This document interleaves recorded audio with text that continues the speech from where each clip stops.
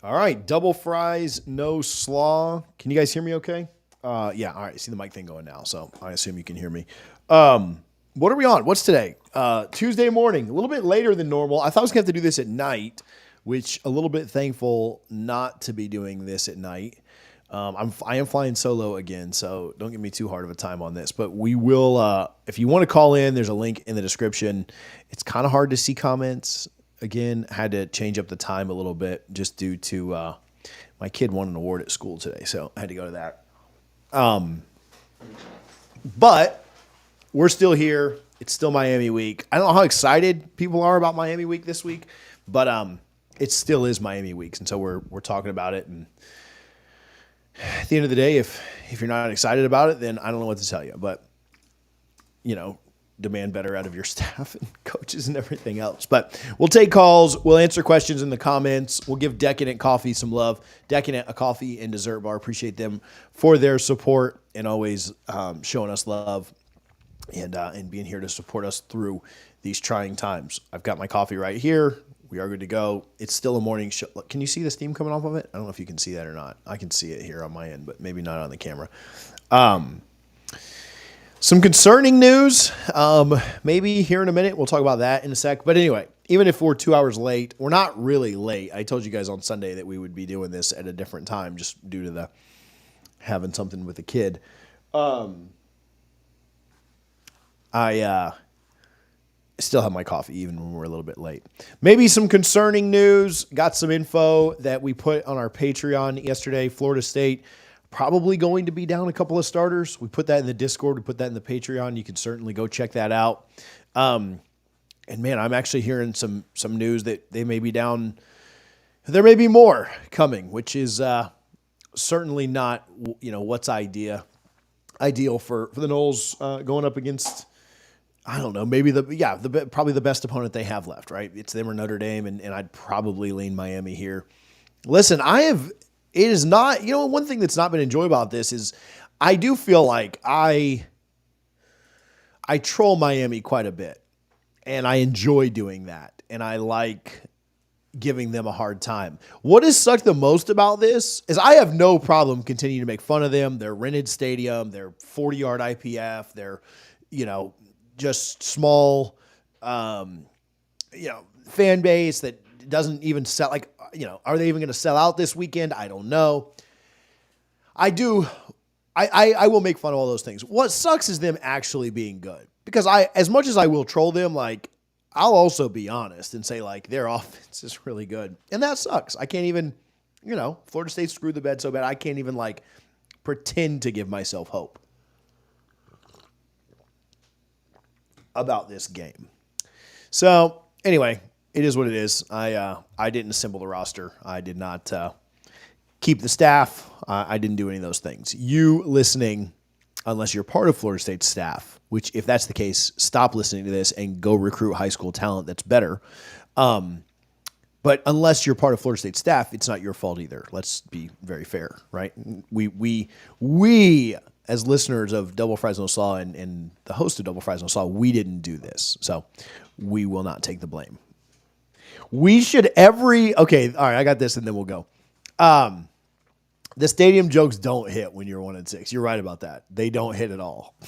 If you don't sell out this game, it'll make me feel a little bit better. There's less people there to watch that. But yeah, no, you're right. The stadium jokes don't hit in this situation. I see you down there, Brett. I'll get you on in just a sec. What was I gonna say? I lost it. I lost it just a little bit. I shouldn't have taken that comment. He broke my train of thought. What was I gonna say on that? Oh, every time I've got a good idea. Maybe this should get clipped. I can't believe I just remember that, because usually when you lose a train of thought, it's done. I'll get Brett on as soon as I'm done making a fool of myself and having a great idea. Every time you get a troll this weekend on social media, if the game doesn't go Florida State's way, which, I think Miami will probably end up winning, but every time you get a troll, you should just direct them to the staff. You You should just say, hey, don't troll me. This was not my job to get this team ready, to get this team right. Here's the staff. Here's their ats. Here's the FSU football account. Like, here's who the trolls are designed for. I don't know if I'm going to do that or not, but I encourage someone to get on that train. So anyway, all right, Brett, let me add you in here. Let me get you on. Give me just a sec. Let me pull this down, and we will get you on. Appreciate Decadent Coffee and Dessert Bar, Modesto, California. They're in Warner Robins, Georgia, and they're also in Fulton, Maryland. So if you're in any of those locations anywhere close to there, make sure that you stop by. Tell them you heard about them on Double Fries No Slaw, and make sure you're supporting them when they do get their products out and available for purchase. Brett, how's it going, man? I'm doing fine. How are you doing, TJ? I'm good, man. Thank you for calling in. Thanks for hanging out with us. I know it's a hard week to do this, but I still appreciate you for being around. That's all right. I've lived through worse. I was here during Larry Jones and Daryl Mudra. So You've seen it all at this point. It's hard though. Are you? I'll ask you this, and then I don't know if you have any questions or anything. But you tell me. But are you more? What's harder? I'm not being sarcastic with this. Is it hard? Is losing to Duke harder, or knowing that Miami's coming this weekend harder? What's worse? probably losing to Duke. I Yeah. mean, I looked at that, and then I will ask you a question. But I saw it seemed like Mike post game after Duke was different. Yeah. I think before I would describe his feelings as frustrated. I think after Duke, he was just almost in shock. It was Yeah. like he couldn't believe that we lost to them. It wasn't so much he was frustrated by the way we played as he was just almost had the deer in the headlights look, like there was no way this could happen. That's where I think we are now. But anyway, here's my question for you, and I've asked a couple of other people, and like I say, I'm old, but I remember how hard it was for Bobby Bowden to give up play calling. Yeah. For 2 or 3 years, we used to laugh about it with me and my family and friends, and talking about take the headset away from Bobby. He finally let Brad Scott start calling plays, and then let Mark Richt call plays, and they even changed the offense completely from what he liked. Jimbo, on the other hand, was stubborn. It was, I don't care. My offense is going to work. Nothing's good. Everything's fine. It wasn't Jameis Winston. It's my offense.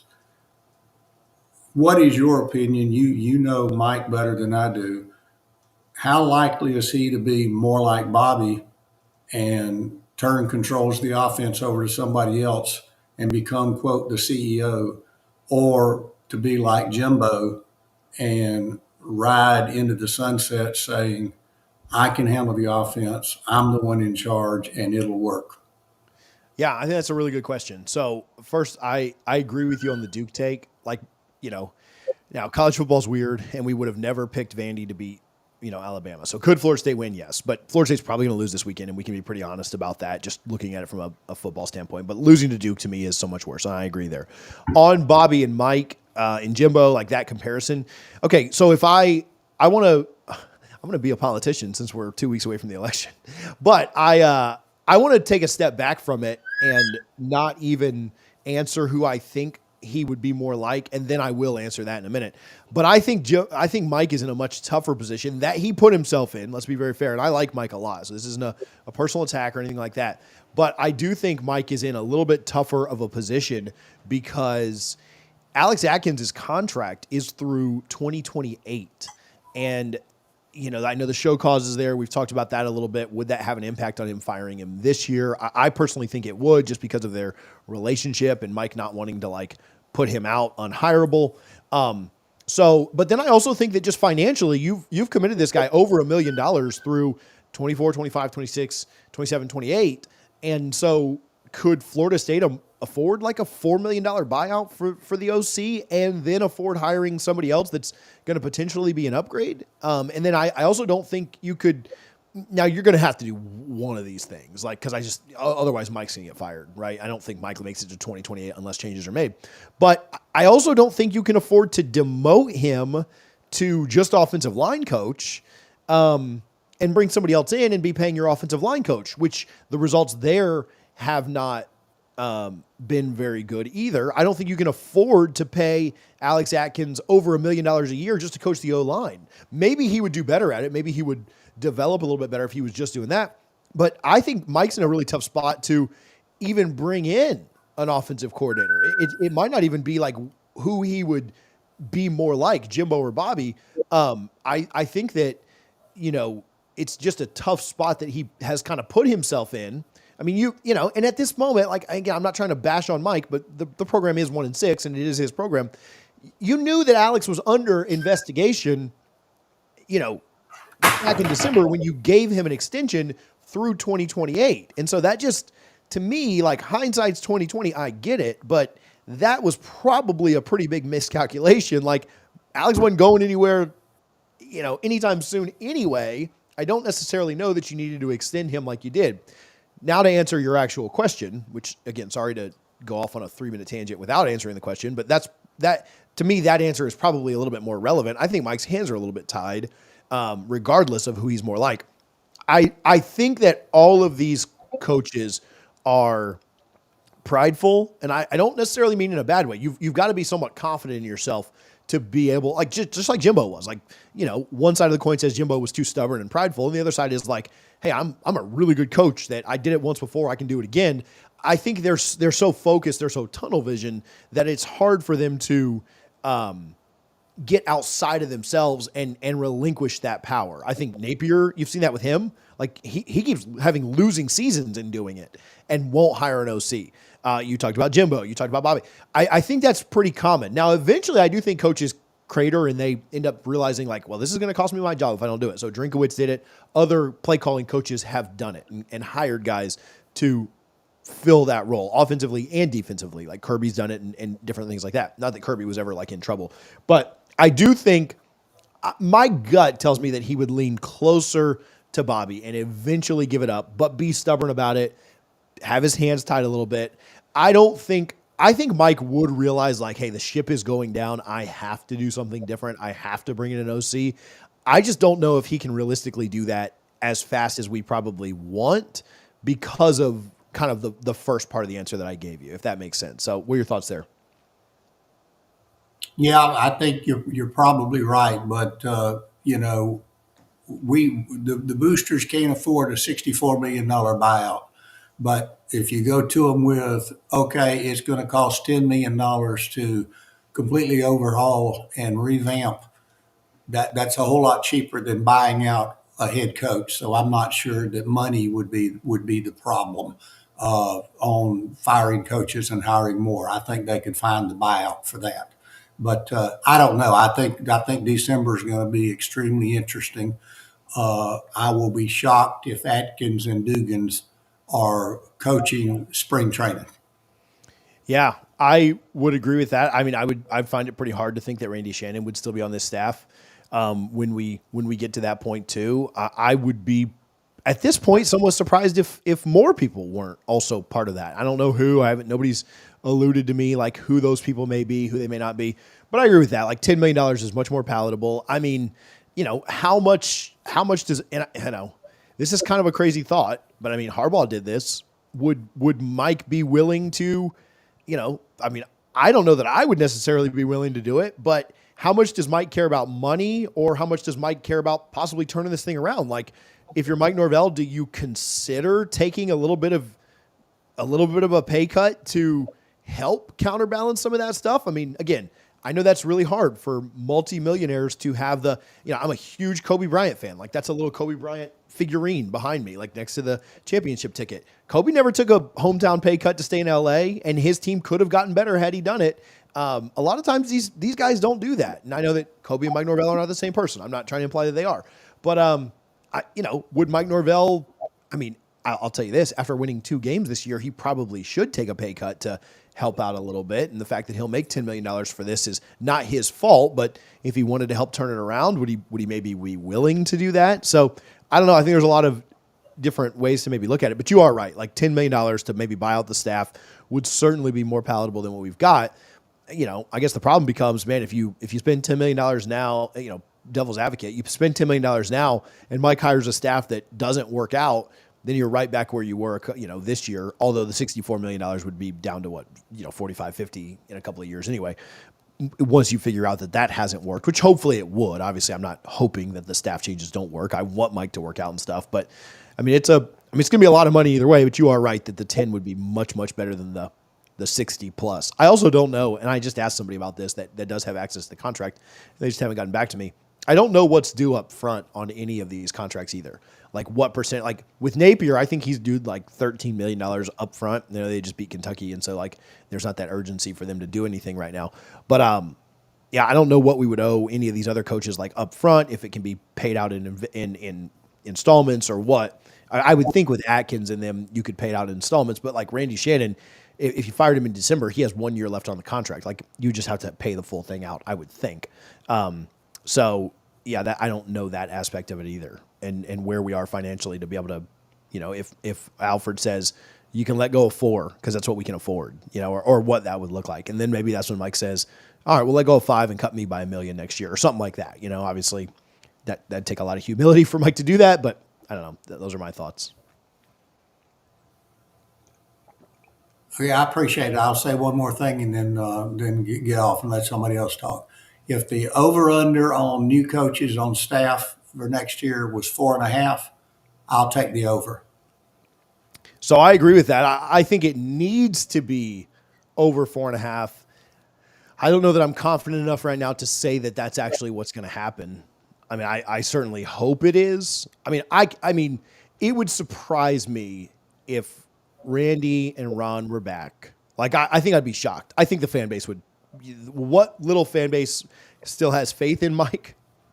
If those were not changes that were made, I think he would lose them. It wouldn't surprise me at all, although I've said this the last 5 years, if Odell retired or got moved to an off-field role. I don't necessarily know that Mike's going to force him out. Defensive line play has not been the worst part of the team, so it's kind of hard to do that.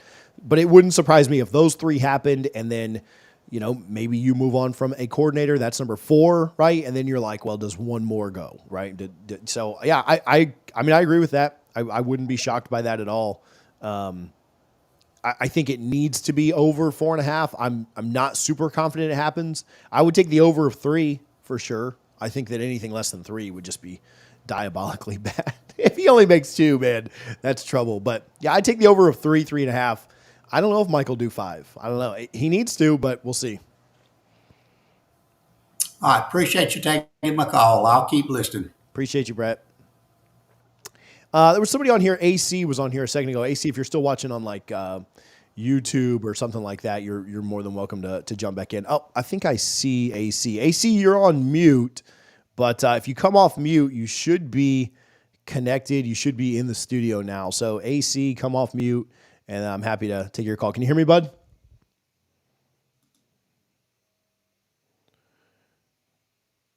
AC, let me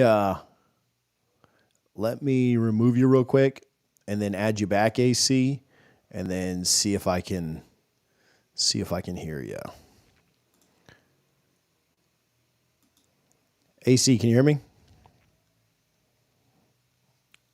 I am not hearing you, bud. 1 2 1 2 AC. I'm not hearing you, but if you jump in at any point, you're in the studio, so you're good to go. I can't look at some comments. Brett, that's a good call. That's a good question. We might actually even just clip that and throw that up as its own thing. But we can look through some of these other comments. Again, appreciate Decadent for their support. Again, excited to get you guys some of their product. I know that they are working on that. We're hoping to have it a little bit sooner, but hasn't come through yet. Personally, I think the best thing for FSU is bench the portal players and play your recruits to get some valuable playing time and start building a foundation for next season. Appreciate you, Mike, for the comment. Yeah, the portal guys have, you missed in the portal this year. Let's just call a spade a spade. Like you certainly struggled in the portal. You just didn't do a very good job there. Oh, I think we got AC back. I think he joined on a different add to scene. Let's move him down here and see if this one works. Hello, AC, can you hear me now? Yeah, can you hear me? Yeah, how's it going, man? Good man, good man. Just sitting here getting some work done early this morning. Shout out to you for getting work done today. Guys, too man. It's a blessing to work from home. Heck yeah. How you doing, man? How you feeling about this week? Oh,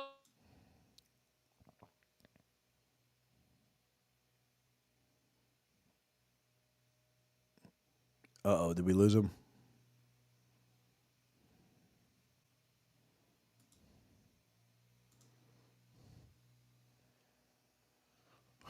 AC, we might have lost you. AC, I'll also tell you, it is a little bit easier if you join from a computer. So if you jump back in at any point on your computer, I'll see you and I'll jump you in. But yeah, on the portal guys, I mean, how many portal guys are still playing right now? Trying to think through. Nobody on the offensive line, right? Like Ferguson's not there anymore. Or I mean, maybe he's like a depth piece at this point.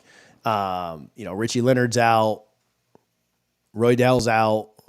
Jalen Lucas is out. I mean, Jalen Brown, I don't really care if he plays or not. Obviously, that penalty the other day was pretty frustrating. Who's still playing as a portal guy? Marvin Jones Jr. I mean, he's going to be on your roster next year, I guess, unless he leaves. So I don't really have a big problem with him playing. Lolo Hay, I don't have a big problem with him playing. I think most of the portal guys have benched themselves, unless there's somebody big that I'm missing out on. I mean, Malik, I haven't seen him in a minute. Yeah, most of the portal guys have been benched, I feel like, unless there's somebody big that I'm just missing out on. I don't think there are too many guys that are playing on the portal from the portal right now. I think that's been something that they've kind of moved on from. So, AC, can you hear me now? yeah, I can hear you. Can you hear me? Yeah, it cut out for a minute. But how are you feeling about this week? Hold on, say that again. What was the question? Yeah, just how you feeling about this week? Kind of in between this week. I have some optimistic, but we'll probably end up taking the L though. But keeping it optimistic. Hoping Trying to some. be as positive as we can. It's hard, Right, isn't right. it? I'm hoping some of those young receivers play this week, like Elijah Moore and Weezy. Just hoping they get involved this week because it seems like we can't catch too well right now. So I'm just hoping they just give everybody a chance from like Fryer, Gibson. I'm hoping everybody gets a touch because I mean, why not, right? Yeah, we've heard some reports on like Gibson having really good practices. I've heard, Elijah Moore is the most talented wide receiver in the room, just maybe struggling to pick up the playbook. Obviously, he got here over the summer as opposed to being an early enrollee. Nothing you can really do about that now, and it maybe makes sense that a true freshman isn't picking things up like just right away. But yeah, I'm kind of with you at this point. Like, who cares? Not who cares, right? Like, I care. I want to win. I want to see the team perform. I'm not saying who cares. I'm going to tune in on Saturday, as painful as it is, or might be. But yeah, I'm with you, man. Just keep going to the young guys at this point. At this point, like it doesn't make a lot of sense to me. And I'm not saying they're bad people. I feel like I have to justify this every week. But like, I don't know why you're still throwing passes to like Kentron and Darion. Nice kids. It didn't work out, right? And it's year 5. It's just time to get other guys looks, right? Especially if we go down a few scores in this game, I mean, it is time to clear the bench early and get as guys as many reps as they can. Let them wear this loss and get ready for next year. But I'm with you.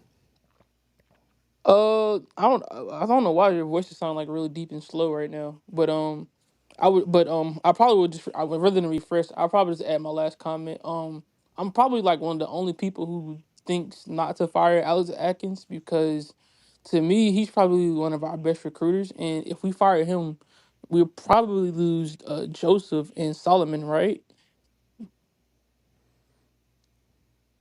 Um, I don't know. I don't know like what their status would be specifically. Um, I'm not sure. Maybe. I mean, you might end up losing them, but at this point, I'm kind of trying to refresh my stuff and sound a little Okay. bit better here. Is it better now or not really? About the same?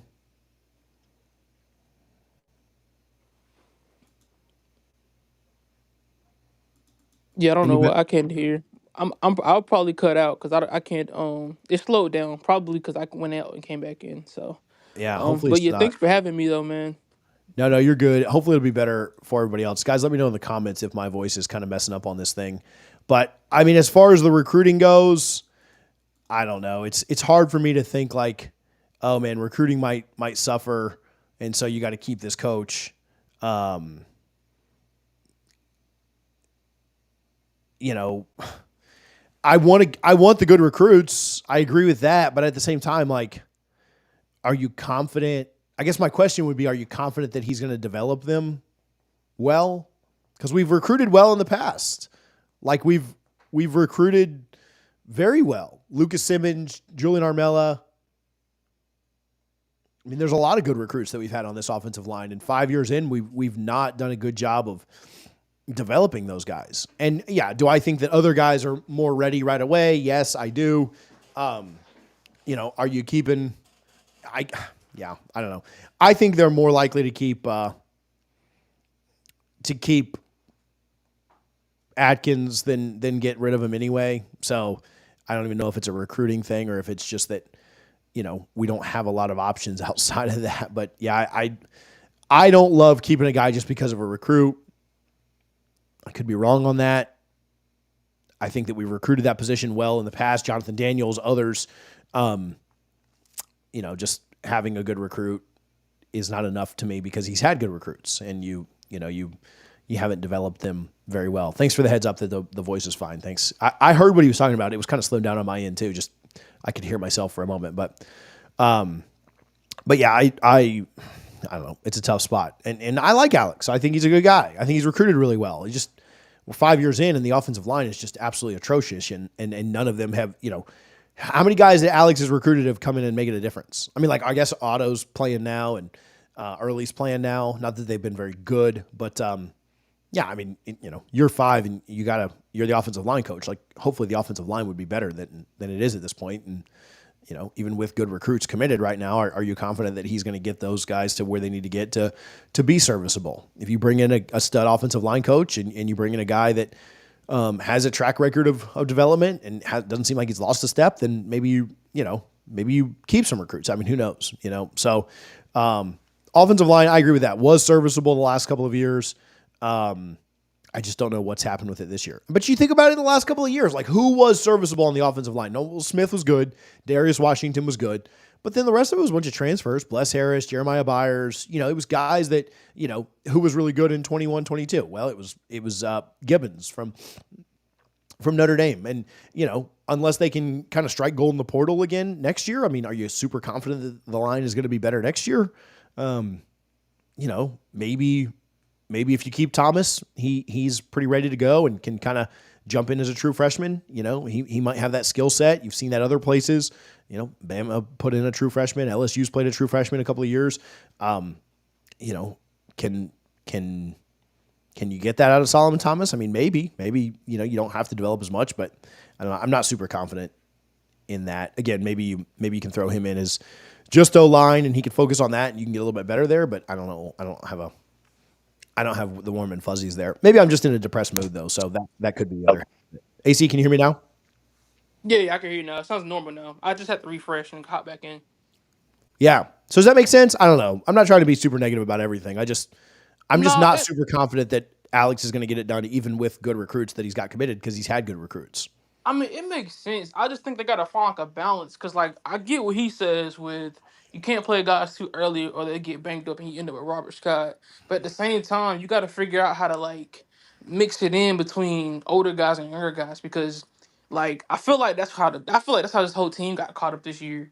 If you don't play younger guys, then they'll never develop. So I think instead of attacking the ACC championship this year, we should have just went with the youth movement from the beginning, and then this could have been a development year, and you could have salvaged a couple games. But as far as Alex goes, I can't blame him entirely for guys because you have like seniors and stuff that are taking steps back, and I'm trying to figure out like I don't know if you can completely blame him for that, but I don't know if it's because they checked out early because the offense didn't produce, but um, I just don't see.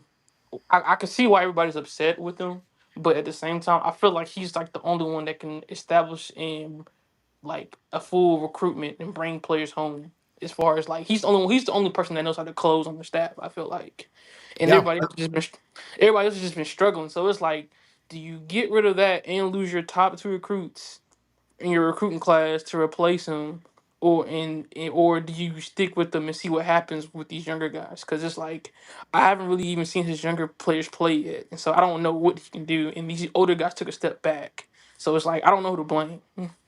Yeah, no, I'm with you on that. I agree. He's the only guy that feels like he can really close on the trail. I think Surtain gets a lot of love because Florida State's recruited the DB position pretty well, but we also had the KJ Bolden situation last year. Like Surtain is not above reproach in my eyes either. Though I do think Surtain is certainly in the upper half of the staff. I also and then on blaming Atkins, it's not fully his fault. Like I'll agree with you there. I agree that, you've got older guys that like looked good last year. Like I don't think like Alex did something this year to like make Darius Washington not as good of a player. Like I don't, Right. I mean, and if he did, obviously you'd be like, all right, what the heck did you do, bro? Like, don't do that again. Right. I don't Like think. so I don't blame him for that, but you mentioned like but I do think the other side, like his young guy is not playing, like that is on him. Like like Armella's in year 3, like that's just a bust. Like you just missed there. Like he just Right. wasn't a player. Jalen Early, year 3, like you are finally playing him a little bit. So that's good. Otto, year 2, you're playing him a bit. But and where's Lucas Simmons? I know he had the medical stuff last year, but Lucas Simmons was darn near a 5-star. I mean, Right. you gotta, did he get set back a year? Yes, he did. I get that, but you gotta get some of your early guys your younger guys on the field that aren't even necessarily younger anymore. Like Jonathan Daniels year 2, right? Like, or no, this is Jonathan Daniels year 1. I'm sorry, I take that back. But yeah, you got to start to get some of those guys in, not necessarily the true freshmen, but going back to, I agree with that. So something that I don't think is talked about enough is Florida State really tried. I think that because of the way, and this isn't like a justifiable excuse, like, oh, well, it makes it better or anything, but you're right. I think that if the snub didn't happen last year, I think the way that they address the roster and they build the roster and they view 2024. What are we in right now? 24.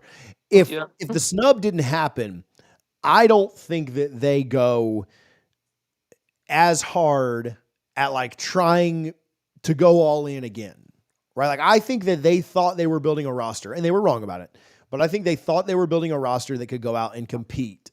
And that's why they felt like they had to lean a little more on the portal because their younger guys weren't ready and this, that, and the other. And that's, I mean, their struggles in the portal are well documented. They wanted that Scrouton kid that's at A&M. They wanted the Okunlula kid that's at Pittsburgh, or that went from Pittsburgh to Colorado. They wanted other wide receivers. They wanted Cam Ward. They wanted other targets, and they ended up having to settle on their second options. But the reason they were aggressive and the reason they kind of wanted all those big name targets is because I felt like they got done wrong last year. And so they really tried to go for it all again this year. Not that they necessarily just with Cam Ward would be they wanted those 2 defensive linemen that Miami got, Simeon Barrow and the other one that from Michigan State. Like they tried, they went after some of these guys. And I think they wouldn't have done that had they not gone to the playoffs. Right? Like had they gone to the playoffs, I'm sorry. But I think they felt scorned. They felt like, oh, we got something to prove. And it did screw them up for this year. Because I agree. You play some of your younger guys, you start to get some of the looks, you start to get some of the reps, you roll with Brock Glenn as opposed to going to get DJ or Cam, whatever. Like, yeah, you probably are like 500 at this point this year. Brock gets you a couple of more wins. He probably looks a little more comfortable. Like, I think worst case, you're 3-4. Right, which would still be gross as a Florida State fan. Like I get that, but it's not like detrimental, devastating as 1-6 is. Like Brock probably helps you beat Memphis, and I don't know, maybe beats Georgia Tech too. I don't think DJ did anything like extremely great there. Maybe you beat Boston College. You certainly still lose to Clemson. You probably still lose to SMU. Both 2 really good teams. There's a reason they're both undefeated in the ACC. They both have good wins. SMU's only loss is to the number 1 team in the Big 12 in BYU. And so, yeah, you probably still lose those 2. You probably drop another one somewhere, but you're probably like 4-3, 3-4, which is very much a rebuilding, not good enough year for Florida State. But Florida State fans would like sell their kidney to be 4-3 right now, as opposed to 1-6. Exactly. Right? Like I don't think there's any question about that. You're 4-3, and you're looking at the season like, okay, we're 4-3. We're gonna beat Charleston Southern. That's 5 wins. We beat North Carolina. That's 6 wins. We beat Florida. That's 7 wins. Bowl game. maybe get to 8. Like, that's not great, but like 8, 7, 8 wins, that's certainly better than what we're going to get at like 2 or 3. So I agree with you. I think that they constructed the roster really poorly. And I think it has a lot to do with the way that last year ended. Not to, you blame all of life's problems on the snub. But I do think that had they made the playoff, they would have been okay more with like a rebuilding year. Like, hey, we lost a lot of guys. We're going to load back up. 2025 is our year. That's just me guessing. Well, that's not really me guessing. I've talked to some people about that, and I kind of believe it. But I think you bring up a good point there. Yeah, yeah. What kind of disappoints me too is I think they didn't go after those receivers either because we were convinced that they already had receivers in house, and so now it's like we weren't aggressive on the receiver room either. But it's like now we have no one producing, and so I'm like, if you would have been aggressive, that's someone you should have been aggressive with. And also, I think Mike got a little cocky on personnel as far as who he went after because I don't think Grady Kelly shouldn't be on this roster. 'Cause every time I've seen him get in, he's gotten blown up, and like he's just a guy that shouldn't be here. And I think they got a little too relaxed about we can win with anybody. Which Yeah. that's how I felt when we had Keyshawn Hilton and Parchment. I'm like, we can win with anybody, but now it's like we're at a standard.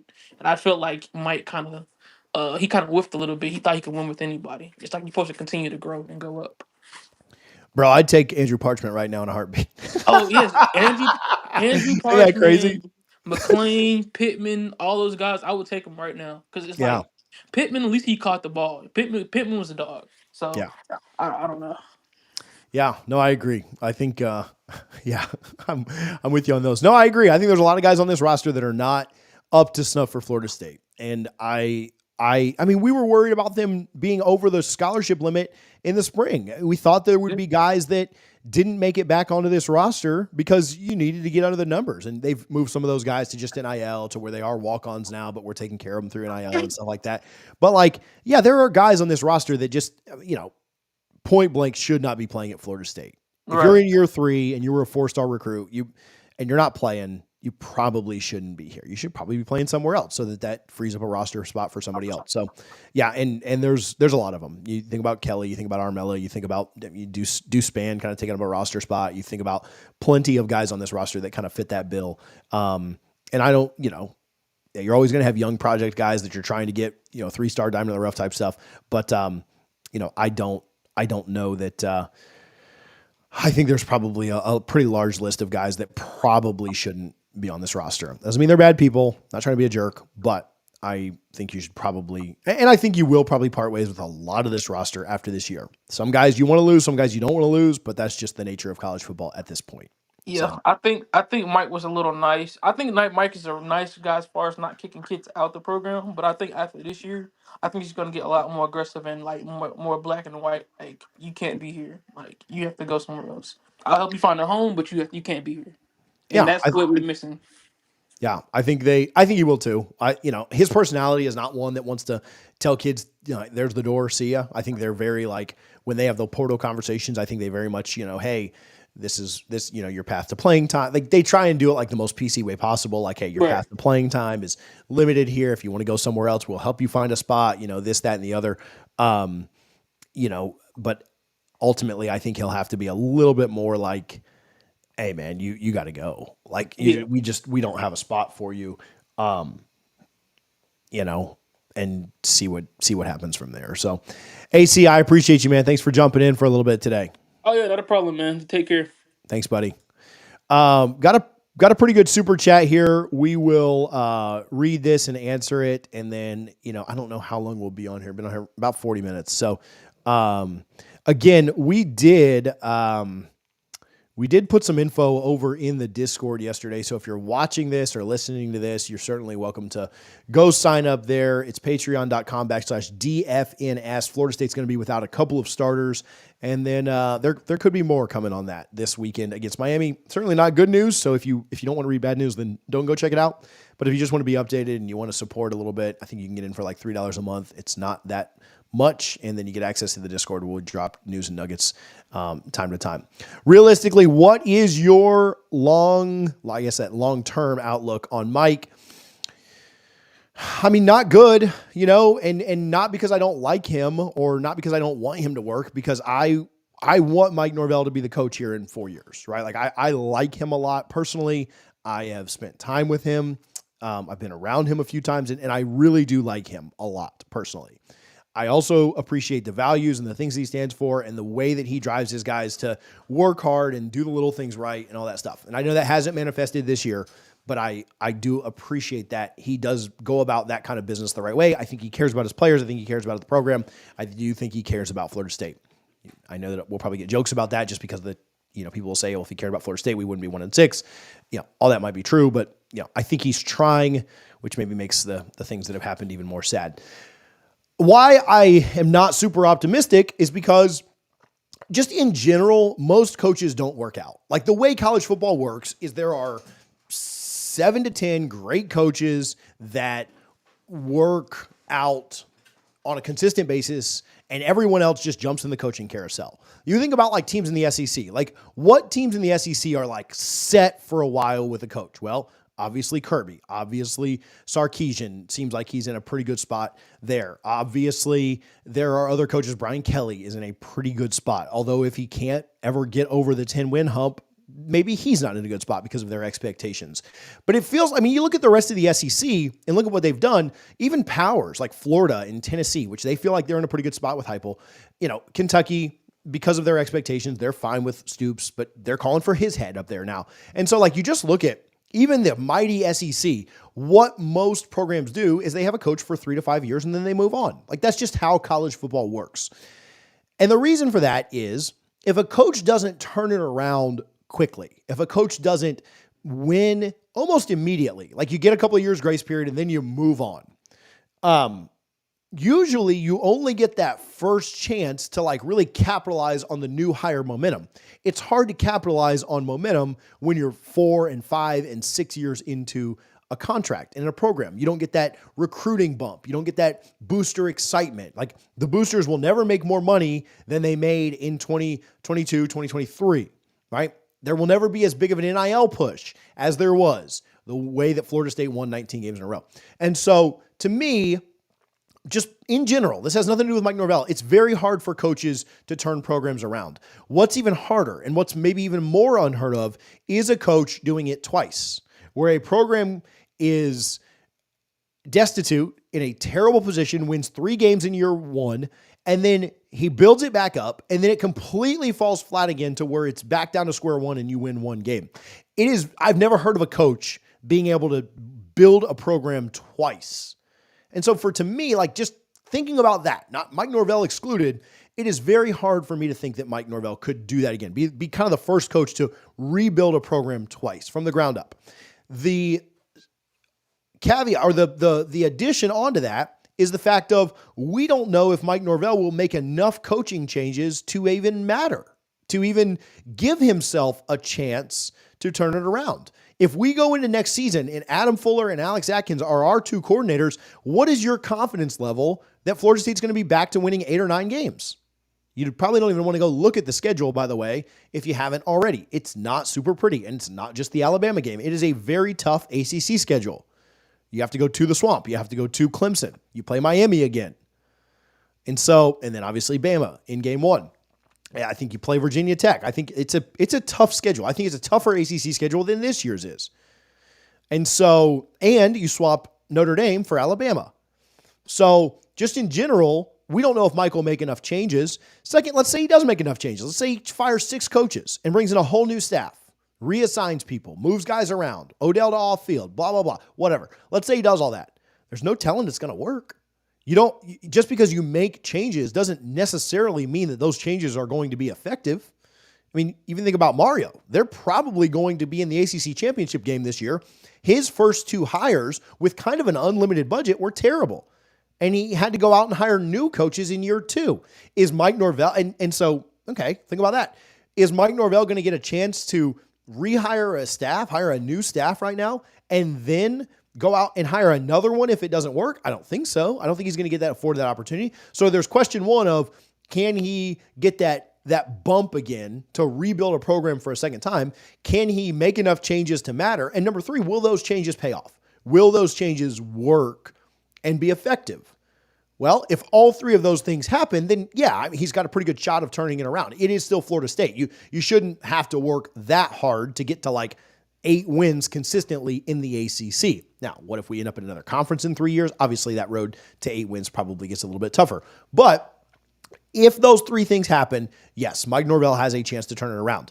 The other big thing, and maybe question number 4 about could he get it all the way turned around, and this is a great question, and sorry I'm rambling, but hopefully I'm answering it thoroughly and well. Question number 4 is, will his mindset on building a roster change?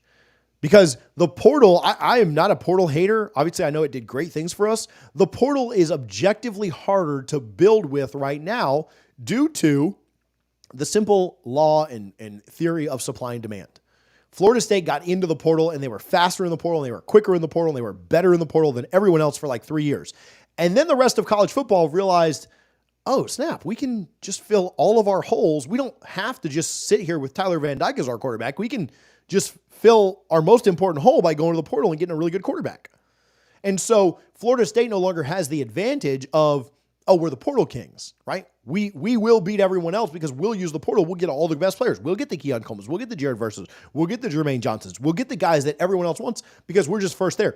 There's a lot more competition in the portal now. Everybody, except for Dabo, uses this thing. And so you wanted a Cam Ward, but you couldn't get him. You wanted a Simeon Barrow, but you couldn't get him. You wanted a Nick Scrouton, but you couldn't get him. And so to me, Mike's biggest advantage is no longer there in the portal. So will he reinvent his mindset and focus more on high school recruiting? I don't want to say that Mike doesn't care about high school recruiting because they're obviously investing resources there. They're obviously trying to get new recruits. They're obviously trying to get guys in the high school level. If you don't believe that, they tried to get the number 1 player in 2022. They tried to get KJ Falk. They tried to get Keldrick. They tried to get Falk at Auburn. The next year, they tried to get Blunt and McCray and Jeremiah Smith. Like, they've been trying to get the best of the best, and they've just been failing. Will they get better there? Now, a new staff would certainly help. Again, that goes back to question number 2. Will he make enough changes to matter? But again, will his mindset change enough to focus on that high school recruiting and hold guys accountable for failing? At this point, we are failing on the trail and we are failing at high school recruiting. And there hasn't been a lot of accountability that I can see to counteract that. In fact, I know there hasn't because everybody else just got raises last year, even though a large portion of their job is recruiting and they were doing it pretty poorly. So to me, that's like 5 questions all in one, right? Quick recap is, will he get a new bump? I don't think so. Will he do enough to change? I don't know. Will those changes be effective? There's no way to know. Will he somehow master the portal again? I think that's going to be pretty tough. And then 5, will he change his mindset on recruiting and hold accountability there? I don't know there either, right? And so my outlook on Mike is that he probably won't be here in 3 or 4 years because all those things, like, you'd need to go 5 for 5. You would need to go 5 for 5 in that. And if he does, I'll be thrilled because I like him a ton and I want him to be the coach. There's probably other questions that could be asked as well. There'd also questions that could be asked about his play calling and the way that he's setting up game plans and the way. I'll cross those bridges when we get there. Let's get better players in here and let's get better coaches in here to coach the guys, and I'll worry about Mike's play calling another day. But yeah, I mean, that's probably a 6th question that you could ask is, will he hire an OC so that he can CEO this thing a little bit more, which I do think needs to happen. So long-term outlook on Mike, like, I don't know. I hope it works out, but what's your chances of those things going 5 for 5? 10%? What's your chances of going 4 for 5 there? 20%? What's your chances of going 3? Maybe around 50? I think he could change his mind. I think he could make changes on the staff. So 50% that half those things happen? So I don't know. I'm not super confident. I hope it happens. I like Mike a lot, but yeah, I don't have a great feeling about like long-term with Norvell. That's just, it's hard for me to, and all of that said, kind of what I said at the beginning, it's really hard for college coaches just in general to turn programs around. I've never seen a coach turn a program around twice. Like I've never seen that. And so can Mike be the first to do that I'm aware of? If you guys know of one, certainly hit the comments and let me know. But I'm not super confident that Mike could do that. I'm not super confident that anybody could do that, right? That's not just a Mike thing. It's really hard to take a program from nothing to something. It's even harder to think you could do that twice. That's why I'm not super optimistic on the future. Mike's not going anywhere this year. Mike's not about to get fired or anything like that. And so, we'll continue to kind of support until a change is made. And hopefully I can be wrong on all that, and he can certainly get it fixed. So, hey, I really appreciate Decadent Coffee and Dessert Bar.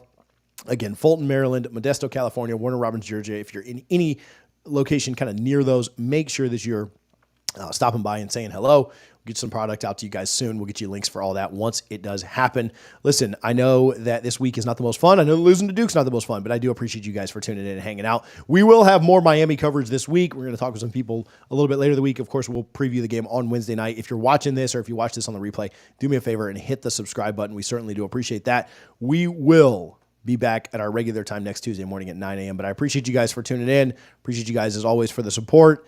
I'm not doing the Dion question today. It's not happening this year, so there's no point. Maybe we'll cross that bridge later if it becomes a possibility. But I appreciate you guys a ton for tuning in. As always, go Noles.